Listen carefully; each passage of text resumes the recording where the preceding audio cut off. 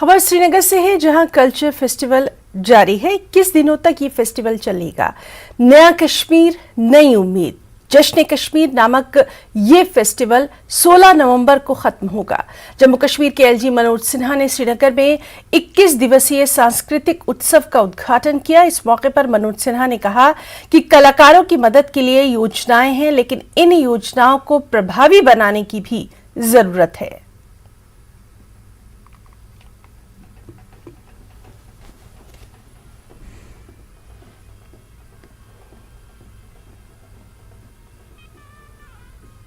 ये भी मैं पर्सनल लेवल पे कर रहा हूँ और पर्सनल ही ऑर्गेनाइजेशन के माध्यम से कर रहा हूँ। कोई सरकार का मेरे पास सपोर्ट नहीं है, किसी का कोई सपोर्ट नहीं है। मैं जो ये प्रोग्राम कर रहा हूँ बिहाफ अपने लेवल पे कर रहा हूँ और मैं अपने लेवल पे इस इवेंट को करना चाहता हूँ। किसी का कोई सपोर्ट नहीं है, हर किसी डिपार्टमेंट का 0% सपोर्ट नहीं है। मैं जो कर रहा हूँ, एलजी साहब को मैं अभी मिला था, एलजी साहब ने बोला गुलजार आप करो, हम आपके साथ खड़े हैं। तो मैं एलजी साहब का दिल के अमीर गहराइयों से शुक्रिया करता हूँ। उनसे बोला आप एक इनिशिएटिव लो और जो हमारी लोक कला है उनको प्रमोट करने के लिए एक प्लेटफॉर्म हम प्रोवाइड करेंगे। उम्मीद है एलजी साहब आज कल्चर पॉलिसी का लॉन्च करेंगे, जॉब पॉलिसी को लॉन्च करेंगे और कल्चर के माध्यम से आज एलजी साहब आए हैं। हमें पूरी उम्मीद है कि आज कुछ ना कुछ ऐसा पैगाम एलजी साहब यहाँ पे दे ताकि वो देश के लिए एक पैगाम जाए और हमारे आर्टिस्ट जितने भी, चाहे वो थिएटर से, फोक से, हर चीज़ से जुड़े हुए लोग हैं, उन तक ऐसी मैसेज आए कि हमारे साथ एलजी साहब खड़े। और हर मिशन में हमें ज़रूरी है, जब तक हम सरकार तक अपनी बात नहीं पहुंचाएंगे, सरकार तक अपनी इश्यूज़ नहीं पहुंचेंगे। आज मुझे लगा फर्स्ट टाइम हमारे टाइगर हॉल श्रीनगर में 2 साल में एलजी साहब आ रहे हैं, तो इससे मुझे लगता है इससे बड़ी खुशी हमारे पूरे वैली के कलाकारों के लिए कोई नहीं हो सकती। यथ में तमाम आर्टिस्ट, तमाम कलाकार अमे गर्ज ताकि यथ कल्चरल अकादमी थ्रू ग्रांट मिलान, सह गो बंद पत्म 4 वरियों पे। बे बड़न नौतवान फंड तारान 30,000 रुपये वरियस तारान, सह गो ऑलरेडी बंद। बे अगर प्रोग्राम वनकस वन जान दिवान कल्चरल अकादमी, मगर 2 वहर 1.5 वहर तमिक पोस मिलान। फेस्टिवल तह बसान असल बेहतरीन कदम वनकस गवर्नर साहबन यह कदम तुल ताकि आर्टिस्टन सर कत बात दोपन बह दिम ये वथबो। इंशाअल्लाह उम्मीद यह कि गवर्नर साहब कर आज ऐलान ति, गवर्नर साहब कर तमोन कि बह कर पूर्ण मदद। फेस्टिवल्स का होना इसका मतलब ये है कि आप आर्टिस्ट को इज्जत दे रहे हैं।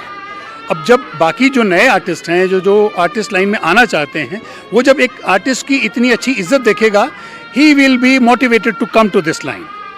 ये इज्जत देना आर्टिस्ट को बहुत ज़रूरी है। पैसा भी चाहिए आर्टिस्ट को, लेकिन पैसे से ज़्यादा उसको एक क्या कहते हैं, जो सोसाइटी में एक स्टेटस है, एक इज्जत है, वो बहुत ज़रूरी है। कश्मीर का एक कलाकार इस मिट्टी की विविध सांस्कृतिक परंपराओं का प्रतिबिंब है। जम्मू कश्मीर प्रशासन भी कलाकारों और कला के संरक्षण, उसकी तरक्की के लिए प्रतिबद्धता से काम करे, इसको सुनिश्चित किया जाएगा। मैं जम्मू कश्मीर के सभी कलाकारों से आज ये कहना चाहता हूं कि आप भरोसा रखिए एक भारत श्रेष्ठ भारत की अनमोल परंपरा और विरासत के संरक्षण पर। आइए हम सब मिल करके काम करें। प्रशासन भी आपको सक्षम बनाने, आपके जीवन में खुशहाली लाने का जिम्मा उठाएगा। हर एक कलाकार, हर एक शिल्पकार मान सम्मान के साथ जीवन यापन करे, ये हमारी प्राथमिकता होगी। एक बार पुनः मैं आप सबको बहुत बहुत शुभकामनाएं देता हूं और आयोजकों के प्रति हृदय से आभार व्यक्त करता हूं। धन्यवाद। हमने आपसे पहले भी बता दिया कि कल्चरल अकादमी को फ़ाल बनने की बहुत ज़रूरत है। इसमें शायद कोविड के टाइम से ही ऑक्सीजन की कमी है, वो ऑक्सीजन इसमें लगाने की बहुत ज़रूरत है।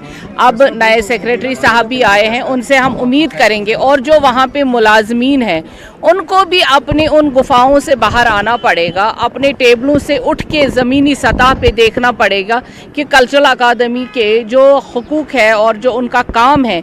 आर्टिस्ट ज़िंदा है यहाँ पे, या तो रेडियो पे था या तो टेलीविज़न पे था, क्योंकि कल्चरल डिपार्टमेंट से आपने देखा कि कितना पैसा आ रहा है और काम कर रहे हैं जब से एलसी साहब ने संभाला है ये सारा यूटी का माहौल।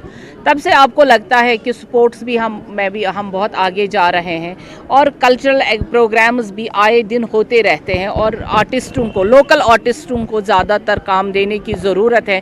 जो लोकल आर्टिस्ट जिनको और कोई माश का ज़रिया नहीं है, रोज़ी का ज़रिया नहीं है, उनको आगे लाने की ज़रूरत है।